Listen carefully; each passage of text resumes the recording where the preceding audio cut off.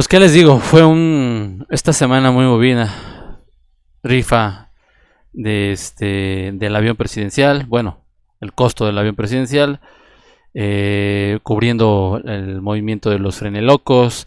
Estuvo bastante bueno. Fíjense que hoy me desperté y estaba escuchando un noticiero que me llamó la atención por el tipo de cuestionamiento respecto a los de Frena, a la carta esta firmada por los 650 intelectuales, y pues la respuesta del Fisgón hacia esta carta, ¿no? Donde se recabaron de 650 de los personajes influencers, de amantes del pasado, de los sexenios pasados, contra más de 28,000 personas que firmaron y refutándoles esa carta, ¿no? Y pero bueno, para todo esto, ¿qué les parece si comenzamos y escuchamos?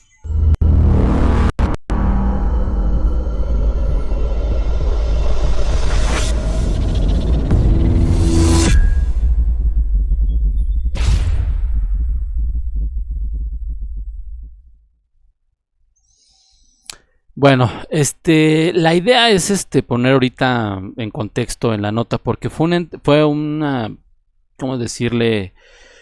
Su videollamada con Carmen Aristegui y con 3 personas intelectuales, ¿no? Pero quiero que escuchen más o menos cómo el doctor. Mejor escúchenlo, véanlo, porque es algo épico. Sí tiene flow lo que dice el doctor. Chéquenlo y ahorita comentamos porque es importante escucharlo. Pero vean cómo unos defienden o unos están dolidos porque pues no les echaron la mano en un juicio y pues bueno, claramente deja ver su odio. Pero bueno, escuchemos. El dato que teníamos el domingo a las 9 de la mañana es que tenía 28,000 ciudadanos que se adherían a otro mensaje. Entonces, bueno, tenemos el gran tema sobre la libertad de expresión, sobre si estamos o no ante una situación que afecte y que dañe la libertad de expresión en este país. Y bueno, pues el debate está abierto al respecto, con una postura también del presidente de la República. Y bueno, les dejo para la siguiente parte, si les parece, lo que ha ocurrido el fin de semana con este frente anti López Obrador, que también tiene su miga para ser analizada. Pero me parece, si no tiene inconveniente, que sería bueno escuchar a Denise. Denise decidió firmar que es el primer desplegado, el primer comunicado de las 650 firmas en defensa de la libertad de expresión, que ya se conoce como el comunicado "esto tiene que parar", que es la frase que se ha repetido mucho.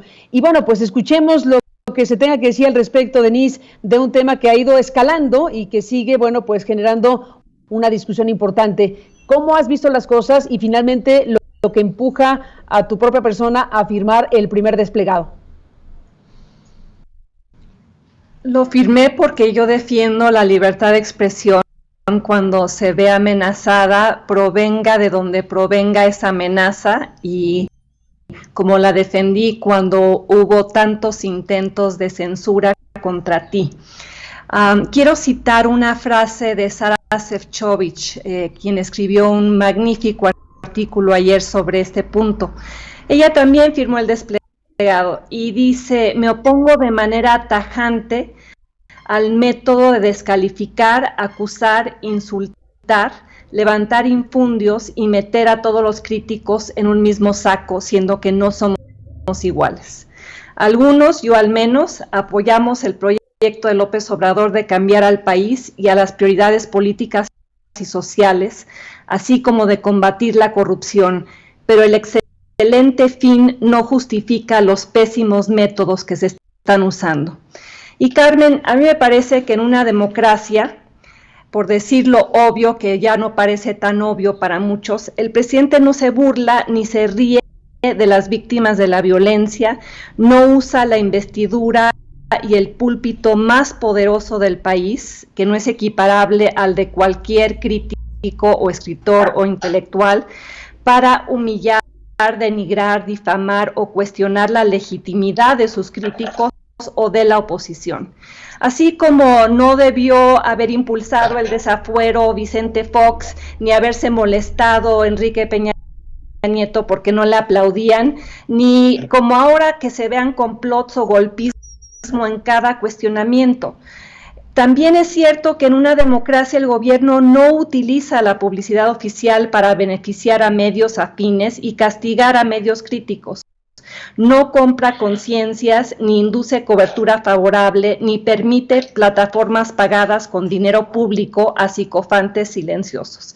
No financia a intelectuales orgánicos que varían de sexenio a sexenio conforme cambia el mecenas o el logro filantrópico. Por eso firmé, porque creo que ambas cosas pueden ser ciertas.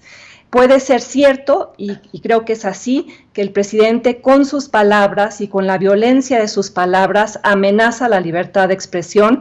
No soy la única en decirlo. Nuestros antiguos aliados de causas progresistas como Artículo 19, Amnistía Internacional, el relator para la libertad de expresión de las Naciones Unidas lo han señalado.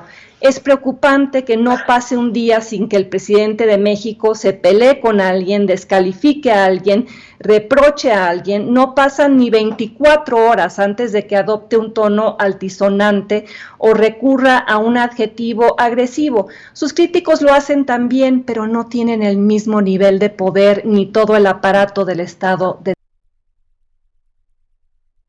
Fíjense que algo que me llama la atención aquí con Denise Dresser es de que, bueno, entonces voy a dejar que estos cuates sigan insultando al presidente y mintiendo o vivir en la mentira.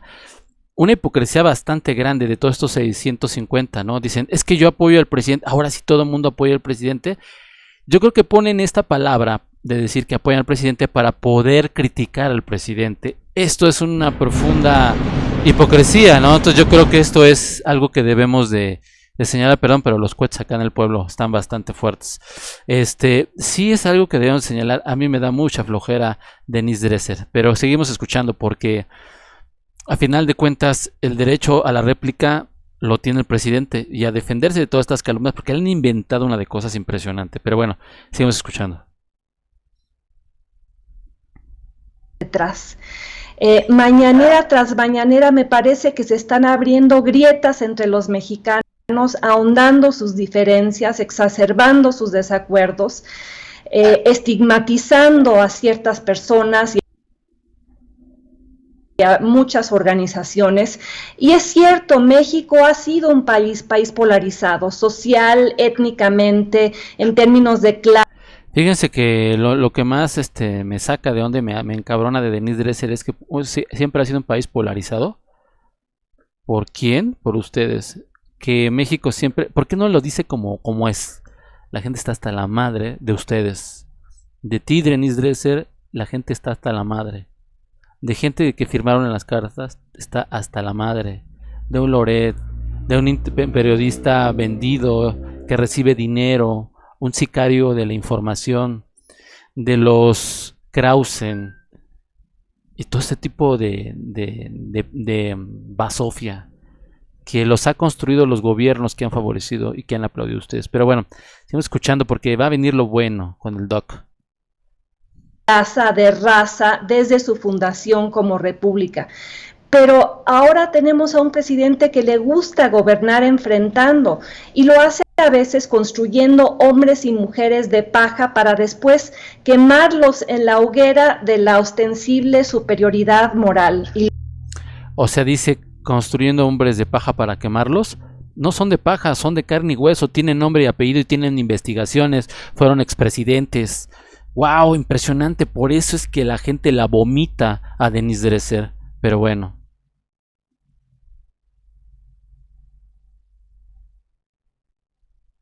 Lo ha hecho con feministas y defensores de derechos humanos y defensores del medio ambiente y científicos y medios y muchos críticos que votaron por él, que apoyan su proyecto, pero que no están de acuerdo con sus métodos. Y esto lleva a que vivamos en un contexto diario donde se crean supuestos enemigos del cambio, supuestos derechistas responsables de golpes blandos en puerta, supuestos supuestos, desacredita los hechos poniendo unas palabras, el supuesto. Los hechos están ahí, ¿no? Yo creo, Denise Dresser creo que debe de fumar hierba, yo creo, Pero bueno, ¿qué les parece si pasamos mejor? Porque en serio, cada vez la escucho es más vomitiva y esta es la que enseña, esta es la que adoctrina. Bueno, impresionante. Como siempre les he dicho, títulos pegados en la pared no quiere decir que seas buena persona o que tengas la verdad absoluta o que seas mejor o peor que las personas comunes y corrientes. Pero bueno, desgraciadamente esto es parte de lo que nos tenemos que estar fumando, ¿no? Este tipo de personajes, construcción de un clasismo y aparte de un clasismo intelectual, por decirlo de alguna otra manera. Pero escuchemos. Voy a partir de una afirmación que le oí a uno de los firmantes del desplegado de los 650. El otro desplegado, todavía no sé cuántos lo hayan firmado. En esa ocasión lo vi por un medio de estos de YouTube, en donde él afirmaba ante un grupo aparentemente de empresarios con alarma que se dieran cuenta que lo que estaba sucediendo en México sí era una revolución. Andrés Manuel habla de cambio de régimen. Todas las revoluciones deberían de implicar un cambio de régimen. No sé por qué la nuestra lo haya hecho. Pero la siguiente afirmación, y está ahí el chat, no sé cómo se pueda volver a reproducir, pero supongo que está disponible. Entonces, la afirmación de que estábamos viviendo una revolución, o sea, no son tiempos normales, políticamente hablando. El siguiente paso era que los dirigentes de esta revolución iban a por ellos, a por ustedes, diciéndole a los empresarios, y hizo referencia a la Revolución Francesa, a la guillotina. No lo dijo así, pero estaba implícito. Si es la Revolución Francesa y está hablando de los beneficiarios del antiguo régimen, pues sí, a muchos de ellos les cortaron la cabeza. Estaba poniendo las cosas de una forma tan dramática que al terminar su plática, además, insultó a López Obrador directamente. Bueno, eso es uno de los firmantes de este desplegado. Pero la línea del desplegado es en defensa, ¿no? En defensa de la libertad de expresión. Es que la libertad de expresión tiene varias vertientes. Yo todavía no veo en dónde esté coartada esa libertad de expresión. Hay algo, sí, novedoso. El presidente usa su puesto 5 días de la semana y a veces más para hacer una explicación, una exposición de su proyecto político, cosa rarísima, que como se ha dicho, pues no se ve en ningún otro presidente o jefe de Estado en esta época, yo creo que ninguna. Entonces, la posición del desplegado es que ese uso de la tribuna presidencial pues es una amenaza, pero no dicen que les hayan coartado la libertad de expresión, pero dicen que es una amenaza. Y hay una expresión en el desplegado, es que esto puede llegar al río. No dice la sangre puede llegar al río, pero está implícito. Es decir, va a empezar la guillotina, va a empezar los muertos y van a empezar la represión, pero no dicen que haya empezado. Hasta donde yo lo puedo entender, el presidente sí está empeñado en un cambio de fondo y eso afecta a intereses que por mucho tiempo han estado pues tranquilos en una posición positiva para ellos, pero que ahora sí ven con preocupación el cambio. Todavía no se da o se está empezando a dar, pero están temerosos de cómo vaya esto a evolucionar. Sin embargo, desde el poder, yo no he visto a la libertad de expresión. He tenido unas pequeñas experiencias en el sistema pasado, que por cierto, tienen alguna relación contigo.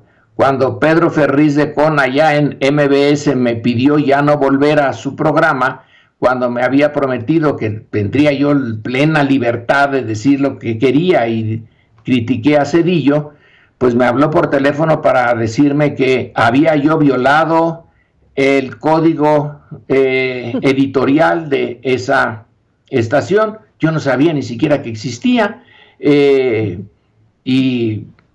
entonces violé algo que no sabía yo que existía. Si hubiera sabido de antemano que hablar en contra del presidente no se podía, pues no hubiera yo aceptado entrar a esa estación. Luego otras cosas más pequeñas, pero en fin, en mi caso no pasó, la sangre nunca llegó al río. Sí la experimenté, pero bueno, los que sí la experimentaron y durísimo fueron periodistas, sobre todo de los estados.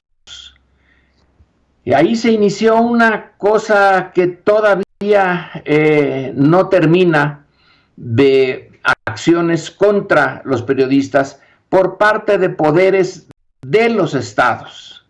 Cada estado tiene su explicación de por qué reprimen a quienes están ejerciendo su libertad de expresión. A nivel nacional, sí veo una dureza en el discurso del presidente. Y sí, el país está dividido y es imposible que no lo esté. Si el cambio va a ser de fondo, si está haciendo de fondo la lucha contra la corrupción, si se está examinando y recortando los recursos que el gobierno daba a la prensa, vaya que se está tocando intereses. Entonces me resulta, digamos, por un lado, sí, es penoso ver la división que se da en todos los sitios, en todas las instituciones e incluso hasta dentro de las familias, pero no ha llegado a la sangre al río, ni hay una acción que pueda uno decir, aquí está ya la amenaza cumplida de censura. Y no veo en la experiencia histórica ninguna que no produzca una división interna. El último cambio de esto, por ejemplo, de lo que conocemos como nuestro sistema político postrevolucionario, se dio hacia la izquierda con el general Cárdenas. Y vaya que sí hubo entonces una reacción, pero el general Cárdenas sí controló los medios.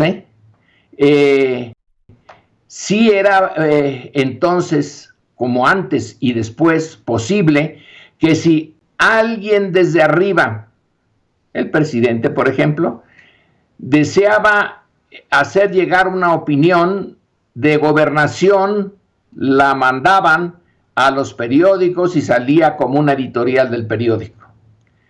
Y era el general Cárdenas, y era un cambio hacia la izquierda. El control era innegable, tenía un departamento de difusión el general Cárdenas, tenía además el control del papel y varias cosas que se encadenaban para hacer realmente posible un control de la prensa. Claro que la prensa no la leía entonces ni la lee hoy la mayoría de los mexicanos, pero en fin, formaba opinión. Eso no se está dando en este caso. Ahora sí el debate es abierto y con la dureza de los que firmaron el desplegado de los 650. ¿Quién le puso el mote de Mesías tropical al presidente? El Mesías es algo tan... el Mesías en serio. Krause fue el que le puso el Mesías tropical. El doctor Lorenzo Meyer se quiere ir despacio para no herir susceptibilidades y se le vayan encima. Seguimos escuchando. Tan serio en las religiones, pero a la hora de decir tropical, era decir, hombre, esto no es en serio, pero se cree Mesías. Está loco en cierto sentido. Es un irresponsable y, hombre, cualquier ciudadano sensato no puede hacerle caso a este personaje. Estas descalificaciones que vienen desde mucho antes. Empezaron el ambiente de división y de tensión. Me preocuparía que si se repitiera lo del cardenismo. Mis respetos por el general Cárdenas. Yo le tengo una gran admiración, con todo y que a mi abuelo lo dejó sin tierra para cultivar algodón y lo dejó en la desgracia. Pero entiendo su política, entiendo su esfuerzo por incidir en la transformación. No transformó al país, pero incidió en la transformación de un país particularmente injusto. Pero desde luego que no me queda más que aceptar que sí hubo una maquinaria bien montada para controlar, al menos controlar parte de la prensa. No lo logró del todo, pero había esa intención.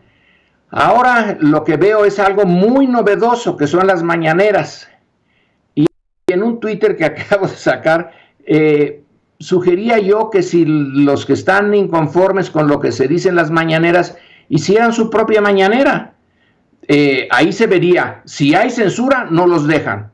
Si no hay censura, los dejan. Y entonces responden al mismo nivel, contraargumentando contra todo lo que diga el presidente todos los días. Nada más se tendría que levantar temprano, o salvo que lo hagan en la noche. Pero no me extraña el ambiente de tensión en la medida en que realmente, pero realmente, la sangre no llegue al río